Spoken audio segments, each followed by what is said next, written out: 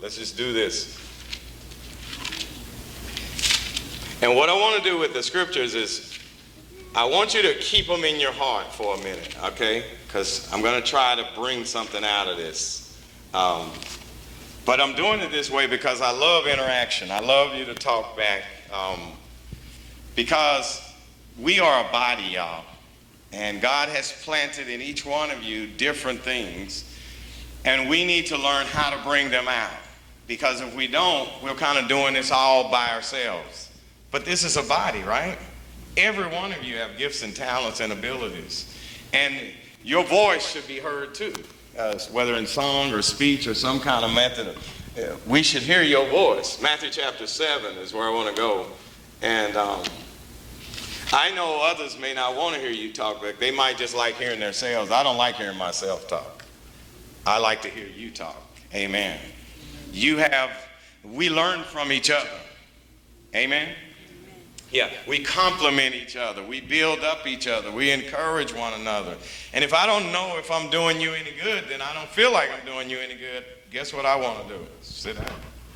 I want to shut up. I don't want to preach for 2 hours. Have I preached for 2 hours yet? No. But I've seen some brothers preach for 2 hours. How about y'all? Look at Matthew chapter 7, verse 1. What does it say? Judge not. That what? That you be not judged. What else? For with the same judgment you judge, you shall be judged. Is that right? For why do you behold the mote that is in your brother's eye and what? Perceive not the beam that is where? Is that what it says? Something like that? And with the measure you meet, it shall be measured unto you again. For why behold you the mote that is in your brother's eye and perceive not the beam in your own eye? Okay, so this is what's happened. When it comes to worldly stories, we put more into them than we put into a Bible story. We spend more time talking about them than we do talking about a Bible story, right? Okay, so let me give you another scripture. Just keep that one. Judge not that you what? For with the same judgment you judge, what's going to happen? Same measure. You're going to be judged the same way. So what if we're judging every day without evidence? What if we're making judgments on people, against people every day, but we don't have any evidence whether it's true or not? What happens? We're going to be what? So sometimes people tell me they don't believe there's going to be a judgment. So I do them something like this. The reason they don't believe that is because they don't believe in God, and they know if there's a God, and they don't believe in it, they're past his judgment. So I do something like this. What if you wore a camera on you today, every day, for the next 2 months? What if you wore a camera, and it recorded everything you said and did? Would you like that? Why? Because you don't want everything on camera, right? You don't want everything you did on camera, right? Right? Okay, so check this out. So let's say the policeman's got a camera on him, and then one day they pull it off of him and he's got a shooting on there. But he had it on him all day, and that's the worst thing they found is he shot somebody. What would be the worst thing on your camera? What y'all think the worst thing would be on your camera? Okay, so let's see if you're driving down. You drive? Do you curse people out when they cut in front of you? Do y'all talk about other people? You wouldn't want that on camera, would you? Would you want to record it? How about we take away the camera and there's this invisible guy follows us every day, but we don't know he's following us. And he follows you for 2 months. I wonder how much good news he'll have on your life or how much bad news. What do y'all think? So one day, something like this happened. This is how God kind of gave me this revelation. One day, I was talking about somebody, and I was just really joking and laughing about it. It was really funny, and then this revelation hit me. What if on the big screen, your life start playing, like your life. How many of you would want that to happen? Right? What would you do if they start showing your life? So you're looking at the TV and they showing the guy, you're saying, that's wrong. They shouldn't have did that. That's it. And then all of a sudden the television changes and it starts showing your life. What would you say? Cut it off. Who did that? I'm going to kill them. Is that right? You break the TV, right? Is that right? How many of you break the TV? None of them would break the TV. They got good lives. They good people. Amen. So now, based on this, let's see if we can make a better judgment. So, 42 children are mauled by a bear. I'm coming back here again. How does that make y'all feel? Bad. Why do y'all think they got killed? Because of what? She said because they were mocking who? Who was they mocking? Who? Who is he? The man of God. So if I make fun of pastor, maybe some bears gonna eat me up, right? What y'all think? You don't mock him? Oh, you don't mock who? Anybody. So, let's go back again. So you think they died because they were mocking? What's another word? Who? Calling names. Cussing. Calling him names. Y'all call people names? Y'all make fun? Come on. I'm just doing the thing, the measure. You remember the judgment thing? What? Judge not that we got to be honest though, right?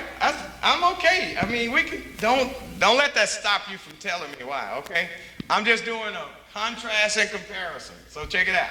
So if they got killed because they were mocking somebody, let's just say somebody first, then everybody who mocks somebody ought to get killed. Is that fair? Why? Who said that? Let me say it again. If they got killed, and let's say, how old are you, young man? How many? 11. Actually, the text is going to make them a little older than you because that word young children can go all the way from 20s and 30s and to women, to cups, to coats, to cake. It can be used in a broad way, but I'm going to use you. So let's say it was some 11-year-olds, and they were mocking this man, and then they got killed because, what y'all say? Come on, y'all, raise your voice. You know I ain't got, my ears are pointed, but that don't mean they bionic. I got pointed ears, but they're not bionic, y'all. Say it, come on. They got killed because of what? Mocking. Okay, now let's go on this side. Have you ever mocked? I told you in every story is justice and mercy, right? Right? Okay, so over here is what? Justice. And you done mocked people before, right? Have y'all ever called anybody a name like ugly or stinky or nasty? What? Y'all don't want to hear my words.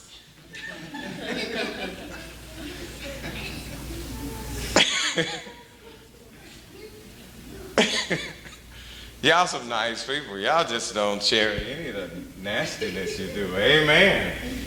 You got to learn to share. Amen. We need to be more transparent. Is that right? Y'all, we need to be more transparent. Stop being ashamed of who you are or what you've done. That's what the gospel of grace is about. Amen.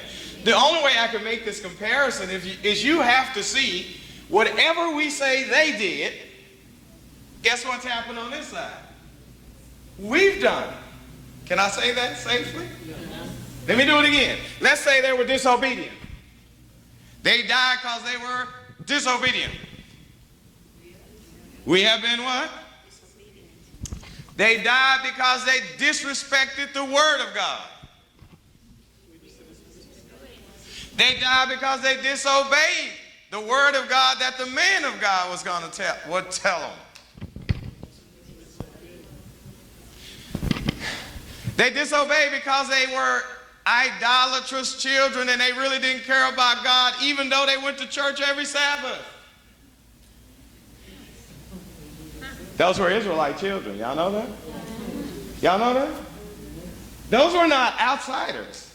Those were Israelite children in Bethel, but in Bethel, they had set up some idolatrous worship. In Bethel and Dan, Jeroboam in 1 Kings chapter 12, 29, put a golden calf in Bethel and a golden calf in Dan, and they had idolatrous worship, but they were still Israelite children.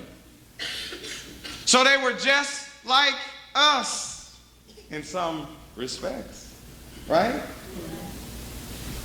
So what can we learn from their deaths? What can we learn? It's a few things I want to explore with you.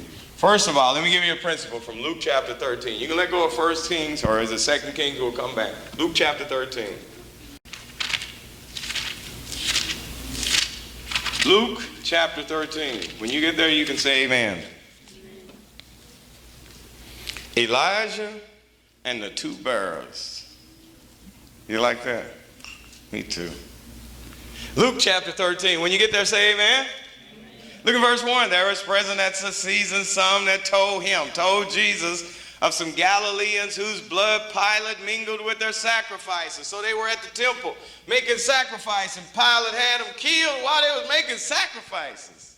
What would we call that if somebody tells you something that's already happened? News. That was what kind of news? Good news or bad news? So they're telling Jesus what? Some bad news. Guess what they want him to do? Come on. Maybe punish him, because he got power, right? You think they want him to celebrate? No, not hardly. They were sacrificing, and Pilate had them killed while they were sacrificing in the temple. How about something real simple? How about maybe they just want him to talk on it? Y'all think people tell y'all bad news because they want to hear your perspective on it? They want to get you involved? Do y'all ever think that? So somebody calls you and says, girl, did you hear what sister such and such did? What should you do? What should you do? What should you do? Y'all help me, ladies. Girl, did you hear what such and such did? What? She came to church and she did. Well, that's okay, because she do it anyway all the time. She ain't. Is that the way it should have went?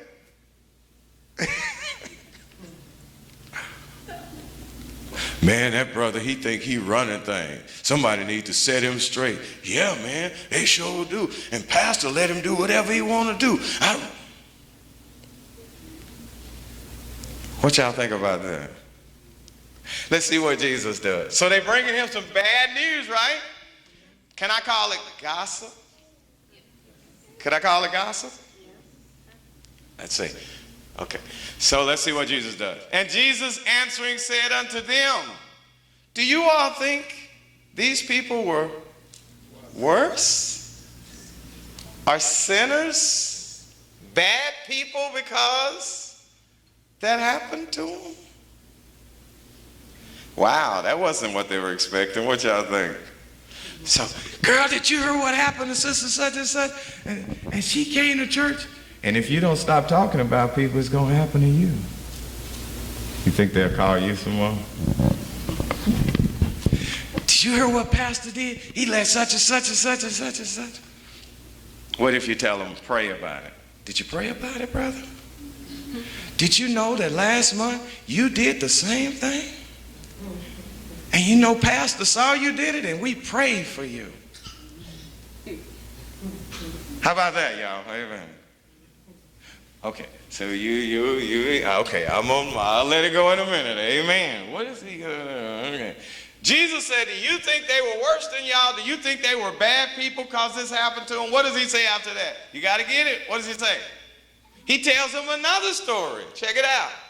He says, let me tell you. Verse 3, what? No. What? But except what? You repent. Who repent? Who? The ones who... That wasn't nice, right? What does he do? He didn't even talk on the story, right? What did he talk about? He dealt with the one who did what? He said, except you do what?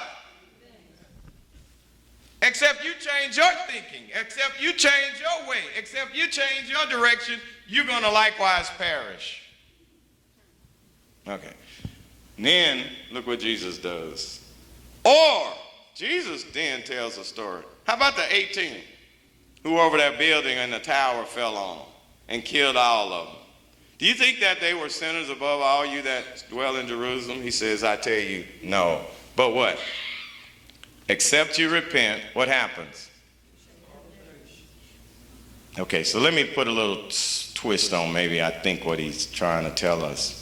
When we get bad news, when we see somebody die, or we see somebody punished, or some catastrophe, instead of saying like God is punishing them because they were sinners, do you know what he's saying?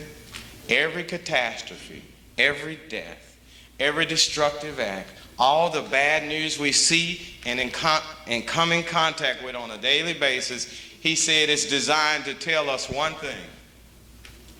What was the thing he said? Repent. What does that mean? So every death is telling me something. What?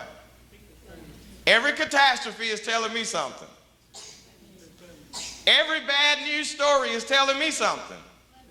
Because it could have been me. It could have happened to us all, right? But it didn't. And what is that? Because we were spared and we are no better than the ones, what would y'all call that? Because we were spared and we're no better. Mercy and grace. Amen? So let me kind of do this. So every bad news story is telling us, all right? Every catastrophe is telling us, because it could happen to at any time and in any place. We could be at church, at the temple, right? We could be at work, at a building. We could be out there talking about somebody on the street. We could be driving our car, but are we prepared for death? Repent. Be ready, because you never know when it might happen to young and old. Babies, what age? All ages, right? Everybody needs to be ready. Everybody needs to be ready. Amen? Now watch this. So while we're talking on it, blah, blah, blah, blah, blah, blah, blah, blah, blah, blah, blah, and then a tree fall on your house.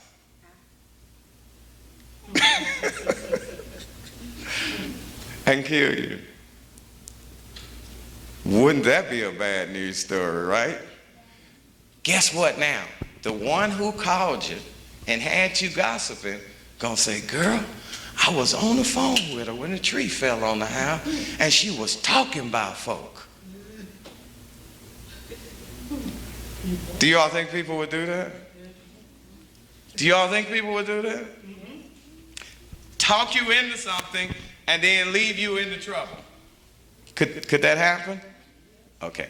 So now we're kind of laying some little groundwork. So now, when those stories come to us, what are they telling us? Because? It could what? We're no better. Are we better? Because if we wore the tape recorder, amen? Some of us are pretending Blessed be the name. Cursed be the name. You know what James says, out of the mouth should come cursings and blessings. Amen? Some of us act one way here and... Is that right? Y'all know what I'm talking about, right? Do you hear me, sister? Amen. What you thinking about?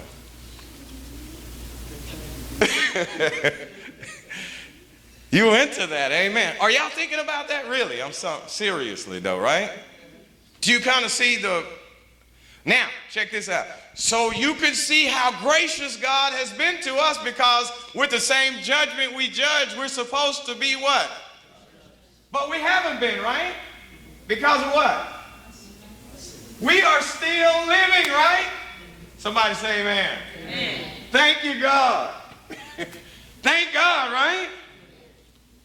Because I didn't know any better. And guess what? Even though we're hearing this right now, that don't mean you're going to stop it right now. Is that right? Because it's a habit for us, right? Now, let's go back to the story for a minute. You don't have to go back there, but let me take you back there. So here is a prophet of God. He's just gotten his prophetic ministry. He's gotten a double portion. You remember that part? Elijah, he said, I can't let you, I'm not letting you go. Elijah was going to be translated. He said, what do you want from me, man? He was trying to send him back home, and he kept following him. He says, all I want is a double portion of what you had. Amen. That's a good thing, isn't it? He wanted a double portion. He says, you got it. Now he's going on his mission to start preaching the word of God. Why not go to Bethel, this idolatrous Israelite city? Why not go there? On his way there, and the text actually says, those children didn't just happen to be there. Those children, that was an actual demonstration. And notice it called them men. It didn't say it was women or girls, it was just guys. So let's say you're a preacher, you're going to, in the neighborhoods to witness. And a crowd of guys, young guys, are in the street where you're going.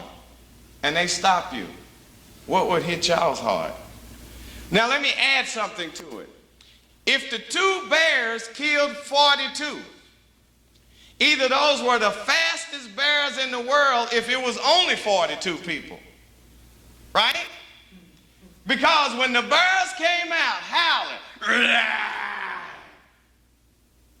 all I can tell y'all is this. Whoever is the slowest, those are the ones going to get killed, because the bears ain't catching me. Do y'all follow my logic? What is my logic? My logic is something like this. If they killed 42, it must have been many more. Right? Do y'all see what I'm saying? If it was just 42 people there and the birds broke out, then there had to be some tough birds. Do y'all know what I'm saying? Right? Do y'all really know what I'm saying? Yes. Okay, now you got to put some flesh on the story. So here I am, I'm going into a neighborhood to do Bible studies, to witness, and a mob of youngsters are there to block my way. What y'all gonna do? See, let me switch this story a little bit for you and see if it makes you mad this way. So let's say one black guy is walking down the street to go to his to go home, and 42 white men come out and start saying, hey, can I use the N-word with y'all? Are y'all? Ooh, really? Okay, hey, brother. So they say to him, hey, brother. 42 of them. I'm not even making them a bigger crowd. 42. And he says, hey, y'all, all I want to do is go home. And they beat him up. And when they start beating him up, 2 bears come out. What do y'all do now? No, not y'all. With them white, it's 42 white guys beating up 1 black guy, and then 2 she-bears come out and kill them all. What do y'all say? That's right. Come on. Come on. Yeah. Right? So I just changed the scenario, right? It's not children get mauled. It's now who? 42 white men who beat up a black man. Thank you, brother. You see how we are? Do y'all see how that is? So we changed the scene, and you like that one. You cheer for that. Why? What do you say about that? You said, they got what they deserved. What do you think? Come on. Come on. Transparency, y'all. Amen. Do you know we will never be good public witnesses because we're not transparent enough? We won't share anything. We keep everything bottled up inside. You got to share. You got to let people know you're real, you're human, you fail, you do stuff. Right? Yes. Y'all even said that nice. Mm-hmm. Mm-hmm. Oh, God, help us. Yeah. So let me change it again. 42 white teenagers and one young black 11-year-old boy is walking home. Him. And he just wants to get home. He's talked to his mom. He says, I'm on my way home. And those 42 white teenagers, hello there, brother. And they slap him around a little bit. And he wants to get past. And some spit on him. And some slap him around. And then the 42 bears come out. I mean, the 2 bears come out and rip him up. Y'all like that story? Y'all like that story? Why?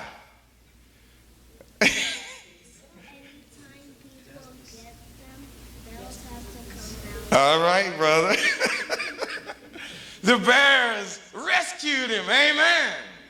And then he tells that story at church and we cheer, yay! But when we read it in the Bible, we don't cheer because we don't see it. So now let me change the scene again. 42 young black boys from Metro. No, 62 young black teenagers from Metro SDA Church are standing out, and the prophet's trying to come to Metro, and they won't let him. They said, go up, which we could actually say they saying, go back wherever you came from. And he says, I have a work of God. I got to preach at Metro today. They say, you go back, you effeminate-looking person.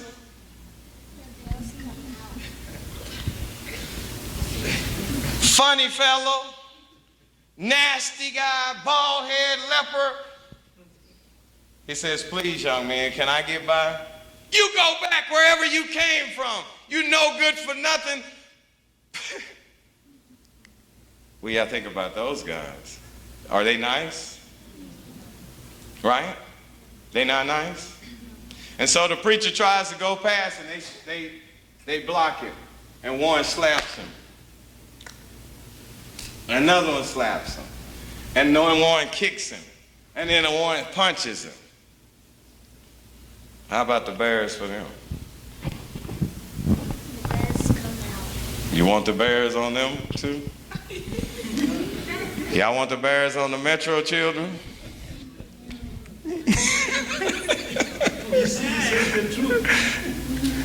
Amen, right? The beauty of such a story, y'all, is something like this. Every death of somebody else is an encouragement for you and me. Amen. Go to Ecclesiastes 7. Let you read it. Ecclesiastes chapter 7. You say, I still don't like that story. Well, you will, because your name was supposed to have been in it. Amen. Your name was supposed to have been in it. You were supposed to be one of the 42. Ecclesiastes. Ecclesiastes chapter 7. Chapter 7. Psalms, Proverbs, Ecclesiastes. And thank you all for coming out tonight. Amen. Some more of you out tonight. Praise God. God bless every one of you. May He bless you real good. Amen. Verse 1, chapter 7. If you're with me, say amen. A good name is better than precious ointment, and the day of death is better than the day of one's. The day of death is what? Better than what? So at a funeral, what y'all do? And at a birth, what you do? Which is better?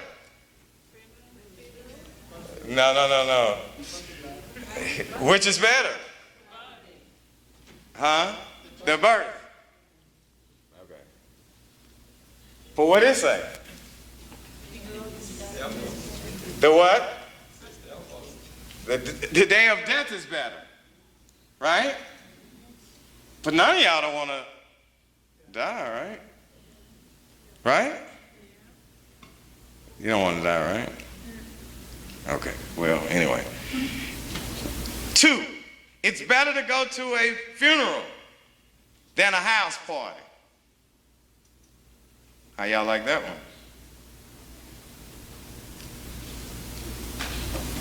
Birthday party or funeral? We said this the other night. Birthday party or funeral? Which one you want to go to?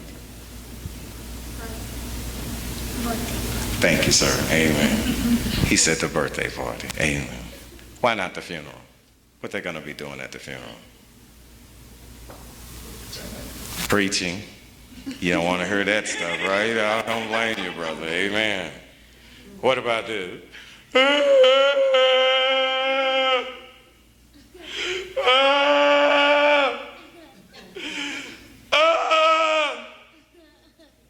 You don't want to see all that, right?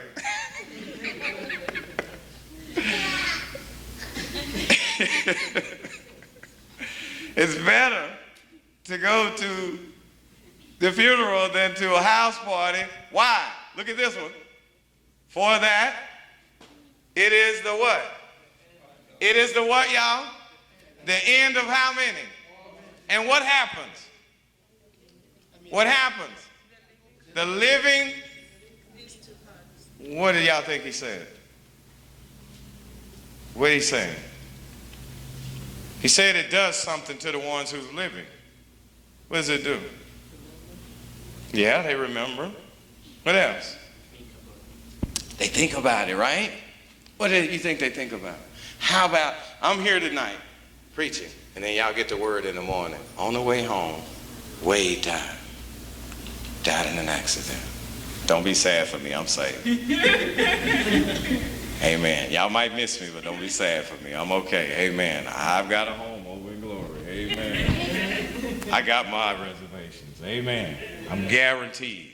I'm telling you, I'm not worried about that. But anyway, I can use me safely so I don't. Some of y'all might be superstitious or something. Amen. You know what I mean? I don't know, you know. So if you hear a pastor and you come tomorrow and pastor said, I have some sad news to tell you. Brother Wade on his way home last night, he was killed in an accident. Somebody might cry. Somebody might, I don't know. That's okay. You know what I mean? If I don't get no tears, I'm fine. Amen. It's okay. But he said, then the people will start talking like that. They'll say, wow, isn't that something? Man, he was just here last night having a great time talking about the word, and now he gone. Man. Do y'all see what that's doing? What is it making us doing? Reflect, to think, right? What about the house party?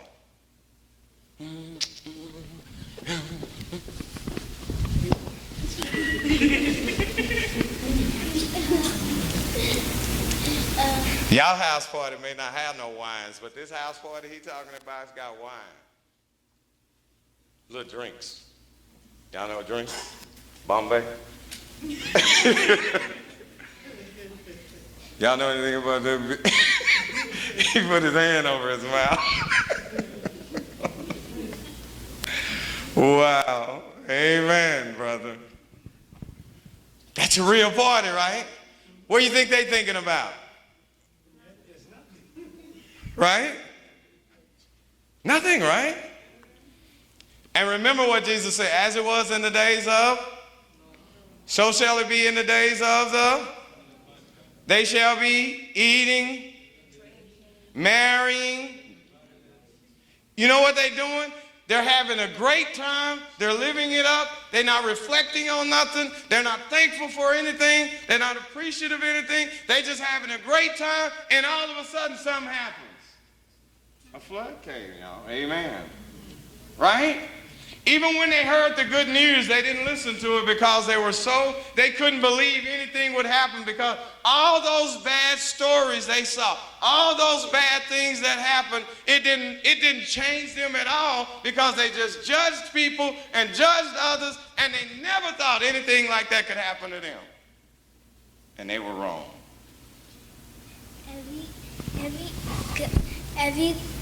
Every good guy, all the other guys were not trusting the good guy because floods was coming. They didn't trust the good guy, right? They didn't trust Noah, right? Because Noah wasn't gossiping. Noah was telling them some good news. A flood's coming. But they wasn't listening to that, right? They thought he was funny. They thought he was something to be mocked at, right? What was he telling them? Get ready. Get ready. Every story is telling us what, y'all? Every story is saying what? Every story is saying, are y'all with God for what y'all can get from him, or are y'all really with him? Are y'all really in it to win, or are y'all just with God to get what y'all can? How many of you would like somebody to marry you because of what you have? For what you have? Your money. Would y'all want that? In fact, that's how you appeal to him. You say, man, if you marry me, I'm rich. And he said, yeah, I'll marry you, honey. I love you. Or one of you guys asks a woman to marry you, and somebody tells, do you know how much money he has? He rich. And she says, yeah, I'll marry you. Would y'all like that? How many of you marry God for what you can get from him? Because he's rich. And y'all want his riches. How many of you, what if I had a gun? And, well, I asked this young lady here tonight, what if I didn't have a gun? I said, hey, well, now, let me just use a hypothetical lady, so as not to cause any problems. I don't know. So I use a hypothetical lady, and I take her out to dinner, and we sit down, and then the waiter comes over and he says, y'all want something to drink? And I say, yeah, I'll have a Coke. And she says, I'll have a Sprite. And I said, no, give her water. Do y'all think she'll feel a little uneasy already? Okay, she brushes it off. She says, you know, I'll take that. Yeah, just bring me some water. And then the guy comes back and he says, did y'all figure out what y'all want to order? And I say, yeah, give me that macaroni casserole or whatever. And she says, give me some fettuccine and chicken fettuccine and a salad. And I said, no, she's not having that. Just bring her a burger and fries. Would she like that? Okay, so now she's a little uneasy, and then I say, you know, I didn't bring you out here to spend this money on you for nothing. I brought you out here because I want to propose to you. So I get down on my knee and I show her the ring and I said, I want to marry you. Now, I already done messed her up with this Coke and soda thing, right? And then I messed her up with the food thing, right? Now I'm proposing. What y'all think she said? Yay, sure I'll marry you. So she says, well, I don't really know you that good, so give me some time, let me think about it. And I said, time? You don't need no more time. You make your decision now. And she says, no, honey, I think I need some time. So I pull a gun out and I said, do you love me? Right? What do you think she says? Yes, very much. Will you marry me? Right? But if I use that method, do I get her to love me? If I use coercion and force and fear, do I get her to love me? In fact, what y'all think she's ready to do? She want to get away from me, right? And she's hoping somebody see me with the gun, call the police, and I get arrested. And maybe some bears come, right? Amen? So, if we're only serving God for what we can get from him or what we don't get, do y'all think he's forcing us to serve him? Is he forcing you to serve him? Why are you serving him?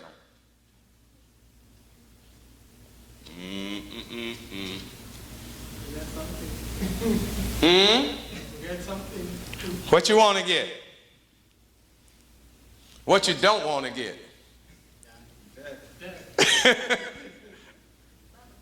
Barbecued, amen, amen. We don't want to get barbecued, right? Amen. But how about we learn to serve him because he's such a merciful and wonderful and loving and good God. Amen. Even though we judge others every day and we talk about others and put others down, God still loves us just as if we never did it. Amen. Some of us, if your friend talked bad about you and you heard they talked bad about you, you wouldn't have talked to them for at least a week, right? You'll punish them a little while, right? Amen. So when automatically something bad happens, guess what we think God is doing? Punishing us, right? But the Bible actually teaches, instead of letting the punishment fall upon us, what happened? Huh? He took it where? On himself, right? Now, if I treated you like some of us treat one another, would you die for me? If I cut up every day like some of us cut up, would you die for me? If I talked bad about you and rejected you like we reject God, some of us, would you die for me? But our God has chosen to do what? Die for us. While we were yet sinners, what happened? Christ died for us. Okay, 42 children died that day. What do you think that told the rest of them? Some of them lived. I told you the bears didn't just kill up 42. It wasn't just 42. So let's say it was 62. So the bears went to work. What about them other ones that ran into the city? What y'all think they said?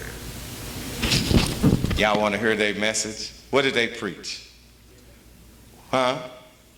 What do you think they said? Okay, so let's follow one of them. What's wrong with you, Peter? Mom, it's the bears was after us. Why? What were you doing? Where were you at?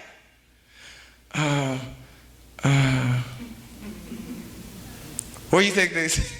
What do you think he said? What would you say? Huh? You would tell your mama that? Okay, yeah. We were just playing out there in the woods and some bears came and killed us. That maybe some of them tell that story, right? But guess what the honest ones are going to do? Somebody might really be changed. They might repent, right? Somebody might have a change of heart. What do you think their story might be?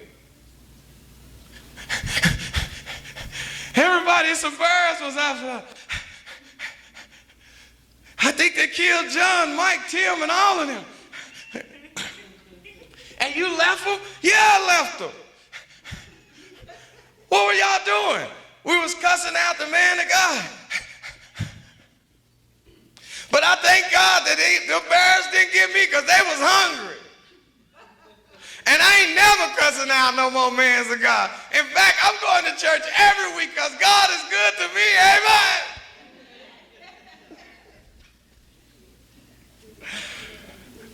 Timothy, you want to go out and play with your friends? What friends? What a friend you have in Jesus. You don't want to go to hang out at the wreck with the people? No, mama. I can't wait till Sabbath. Amen. Right? Tim, did you hear what happened to some of these other children? Mama, I don't really care. All I know is God is good to me all the time and all the time. Amen, right? Some died to help who? the ones that's living. Is that right? It's better because every death is better, because he ended it like this: sorrow is better than laughter. Sorrow is better than laughter, because something happens to our heart when we sorrow. Amen?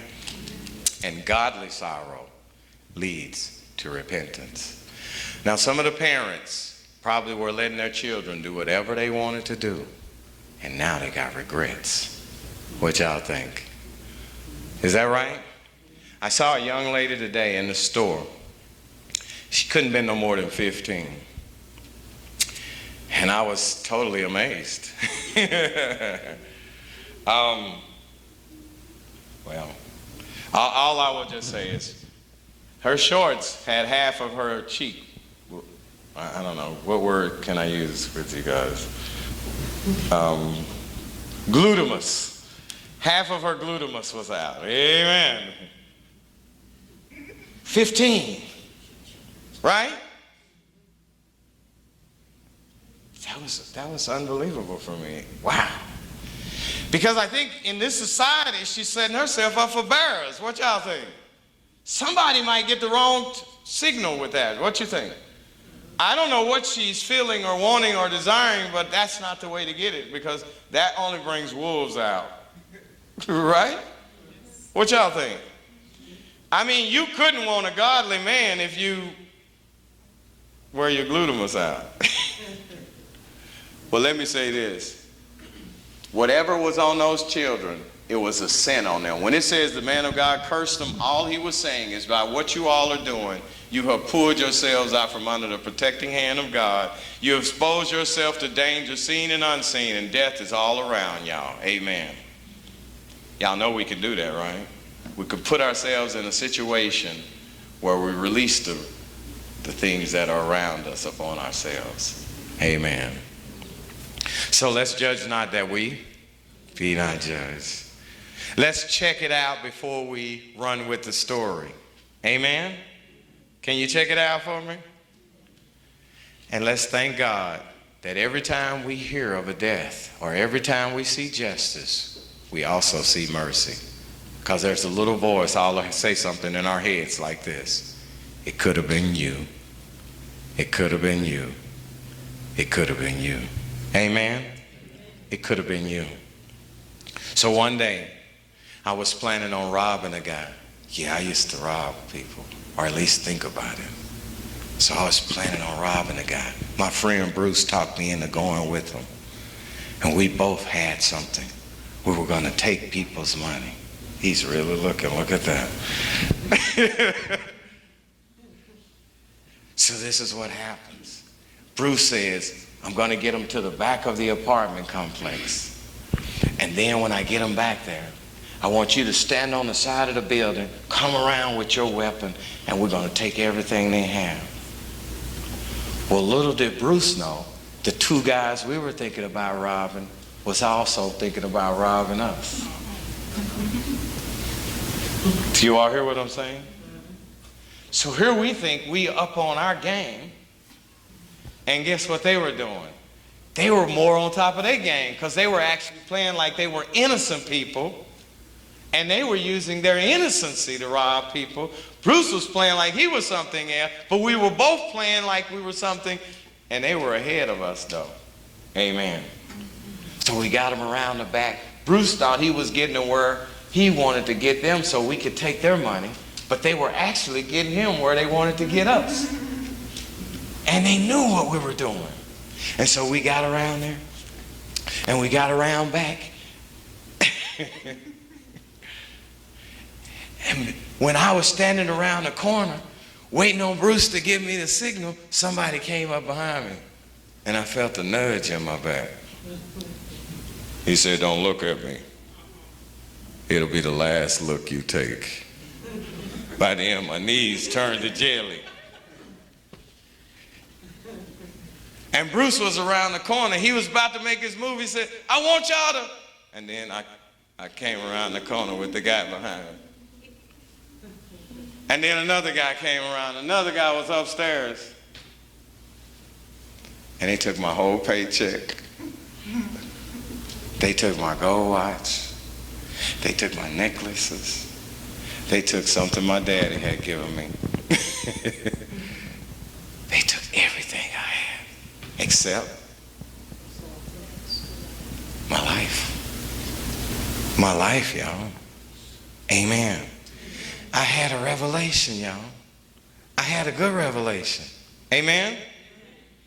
What y'all think I learned? Amen. Thank you, sister. Give me 5. Repent. Everything flashed before me, right? Have y'all ever had something like that happen? That's good. Amen. You too young now, that kind of stuff happens. But some of them have. No, they haven't. They are good people. Say they good people. Amen, amen. And I only share that with you. That's one of my thousands of testimonies to the goodness of God. And I'm sure you have thousands of them. Amen? Amen? When we've tried to do the wrong, God has saved us. When we've tried to go the wrong way, God has saved us. And here we are today, y'all.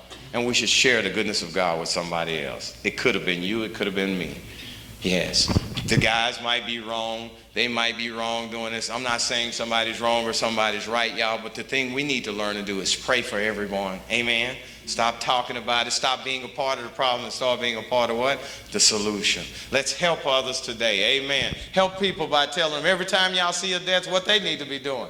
Repenting. You need to be checking your own life, examining your own life. Are you ready? Every good guy listens to God and knows him. Amen. And they have to bless Here might him. be a preacher one day. They have to bless him. And this man says, young man says, every good guy listens to God. Amen. Do you? Do you listen to God? Do you listen to other things too? Do you ever get in trouble? That's your brother? Sometimes. Oh my God. Well, amen. God bless you, brothers. Amen. Listen, y'all. With Elijah, the 2 bears, and the 42, it's trying to teach us that it could have been you. Amen. It didn't have to be bears. It could have been a car accident. I was coming here today. Somebody was rubbernecking or something, looking to the side, and pow! It's a 4-car accident. I don't know if they made it or not. But it could have been me, right? It could have been you. But here we are tonight. And let's give God thanks, because it could have been us. Amen. Our lives could have been ended a long time ago, but we have time to tell somebody else about the goodness of God that leaded to repentance. Thank every one of you for coming out tonight, and may God bless you is my prayer.